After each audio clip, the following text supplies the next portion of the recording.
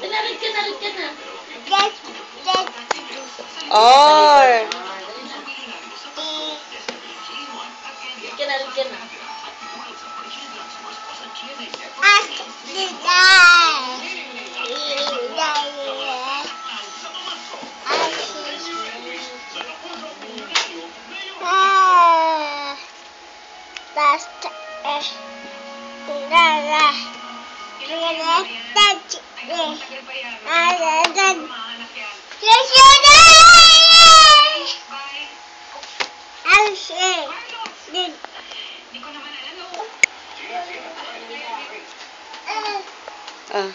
Sit down ka dyan. Sit down ka dyan, bilis. Saan mo siya napulot? Hindi naman sinabi yan.